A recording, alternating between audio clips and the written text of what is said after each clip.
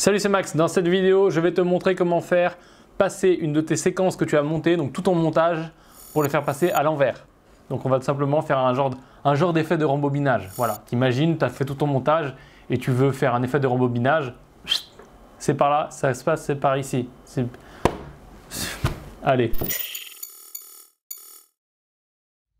Alors c'est parti, je te montre comment faire un effet de rembobinage simple dans DaVinci Resolve 14. Je suis en mode edit, tu vois en bas. Là, j'ai un montage fait très rapidement, donc composé de trains, d'avions, voilà, truc très basique, type vlog de vacances. Et après, un avion qui décolle et la destination, c'est beau, c'est paradisiaque. Toi-même, tu sais, c'est génial. Là, je te passe la fausse solution qui est de cliquer ici, appuyer pour pouvoir faire un Change Clip Speed et ici le mettre donc en accéléré. Parce que tu vas faire ça plan par plan, ça va pas marcher, ça va être un enfer. Donc ça, tu peux oublier tout de suite, on va faire la solution qui marche. Pour faire la solution qui marche, tu sélectionnes tous tes rushs, tous ceux que tu veux mettre du moins en rembobinage. Tu fais un clic droit et là tu fais New Compound Clip. Comme toujours, accent anglais professionnel, voilà. Alors qu'est-ce que ça veut dire Compound Clip? Ça veut dire, je peux pas faire l'accent et la traduction quand même. Oh. Là, il nous dit de lui mettre un nom, donc on va l'appeler Rembo pour rembobinage. On fait Create et là il nous fait un seul plan. Donc tu as le petit icône ici qui n'est pas le même, mais en gros ici, là, ça, c'est tous nos plans contenus dans un seul plan. Si on va jeter un coup d'œil dans le Media Pool, ici on voit notre plan qui s'appelle Rembo. On peut le prendre et le mettre voilà une deuxième fois et on a une deuxième fois notre plan Rembo. Je vais agrandir ça. Ça ne sert strictement à rien, mais tu vois que tu peux le réutiliser à foison. On va supprimer ça. Je vais cleaner un petit peu l'interface. Tac. Et donc là, sur la timeline, on a notre plan qui contient tous nos autres plans. Quand tu as fait un compound clip, tu as tout simplement mis tous tes plans dans un seul clip. Et donc lui, il les cache. Voilà, c'est comme t'imagines un zip quand tu zippes des fichiers sur ton ordinateur. Bah là, c'est un peu le même concept. Et donc du coup, c'est pas compliqué. Ce zip, il est très pratique parce que dessus, tu peux appliquer tout ce que tu veux. Tout ce que tu veux. Tes effets, tout ce que tu veux. Voilà, fais-toi plaisir. Fais-toi plaisir. Donc nous, on va faire quoi? On va faire un effet de vitesse. C'est parti. Effet de vitesse. On fait un clic droit. On fait Change Clip Speed. Bam. Il nous ouvre Change Clip Speed, la petite fenêtre. Et là, on va lui dire, écoute pépère, on veut accélérer puisque c'est un rembobinage. Donc on va mettre du 400 par exemple. Et ensuite, on fait reverse, puisqu'un rembobinage, comme son nom l'indique, va à l'envers. On clique sur Change. Là, il nous fait le truc tout petit. On se met au début. On fait Play. Voilà pour le rembobinage simple. Maintenant, ce qu'on va faire, c'est qu'on va améliorer un petit peu ça en mettant du son qu'on va trouver sur Internet de type recherche YouTube. Télécharger cette vidéo, oui, et tu télécharges et tu prends le son. Voilà, ou YouTube MP3. Je ne vais pas t'apprendre à télécharger une vidéo YouTube. Dans mon Media Pool, tu vois que c'est le bazar. Ici, j'ai un Rewind Effect. J'affiche mon deuxième visualiseur. J'ai un point in et un point out, c'est parfait. Je prends que le son. Paf, je me cale en dessous. Là, je vois qu'ils ne font pas la même durée, donc je vais accélérer ce plan. Hop, et on va mettre du moins 600.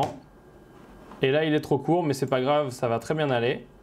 Maintenant, on fait play en montant bien fort le son. Et voilà, tu vois, ça marche parfaitement. Tu as l'effet. On a fait un rembobinage, on a mis un son. Donc maintenant, je te le montre en plein écran pour que tu te fasses une idée du truc. Et je te mets l'autre avant, au début, enfin la fin de l'autre, pour que tu puisses voir Voilà, regarde.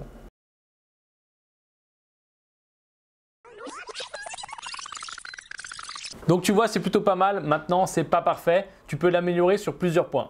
Tu peux l'améliorer sur le point narratif. Donc c'est-à-dire que par exemple, dans ton histoire ou dans ce que tu racontes, que ce soit ton vlog vacances ou que ce soit ton court-métrage, tu peux tout simplement là mettre la séquence avant, comme j'ai fait. Comme ça, quand tu arrives à la fin de la séquence, tu as l'impression d'un arrêt sur image et en fait, ça repart en arrière puisque avec le même plan, tu vas faire ta transition. Très très important la transition. Parce que c'est beau de faire des transitions avec des zooms, des flous, machin, mais faire des transitions qui marchent et qui sont astucieuses, c'est mieux. Ensuite, ce que tu peux faire quand tu reviens en arrière, c'est faire plusieurs vitesses. Donc tu peux découper ton plan, ton compound clip, tu peux le découper pour que tu aies différentes valeurs de vitesse, ou alors faire une courbe pour que les vitesses soient différentes, et ça va donner l'impression que ça ralentit. Donc en gros que tu as reculé et que tu ralentis. Et à ce moment-là, qu'est-ce que tu peux faire? Lui faire arriver jusqu'à un stop, donc l'image est fixe, et tu reviens à ton image jusqu'à laquelle tu voulais revenir grâce à ton rewind. Tu as compris l'idée ou pas? Parce que quand tu rembobines, c'est pour aller à une image. Donc du coup, au lieu de faire vitesse normale dans le sens de l'avant et après rewind de la séquence et après tu arrives à une image et tu repasses en vitesse normale, tu fais des variations de vitesse. Comme ça fait plus professionnel, ça fait plus travailler et surtout ça sert ton histoire et ton style. Après, tu peux aussi l'améliorer en rajoutant d'autres effets audio, en rajoutant des trucs qui apparaissent à l'écran, du style des petites flèches pour dire rewind, des petites flèches qui mettent pause, play, stop, etc. Donc ça, tu superposes dessus. Tu peux rendre ta vidéo floue, tu peux faire plein de choses. Voilà, c'est juste des améliorations et c'est juste de prendre peut-être des références que tu trouves sur internet pour faire le meilleur effet et en tout cas un effet qui te convient et qui fait, voilà, qui marche. Bref, c'est tout pour cette transition. Petite note, ceux qui ont la formation DaVinci Resolve montage, vous allez avoir dans les bonus, dans les jours qui viennent, vous allez avoir dans les bonus une vidéo, une leçon sur comment faire cet effet-là en mieux avec justement, comme je disais, des layers, perturber l'image pour faire des effets de distorsion, etc. Donc j'irai en profondeur de 0 à avoir un meilleur effet. Donc on reprendra tout de 0 pour pouvoir apprendre à faire cet effet-là. Et il y aura plein d'autres bonus sur comment faire des transitions, etc. etc. Donc ça c'est pour ceux qui ont la formation. Ceux qui n'ont pas la formation et qui la veulent, vous pouvez la trouver en commentaire. Il y a un truc qui s'appelle Formation DaVinci.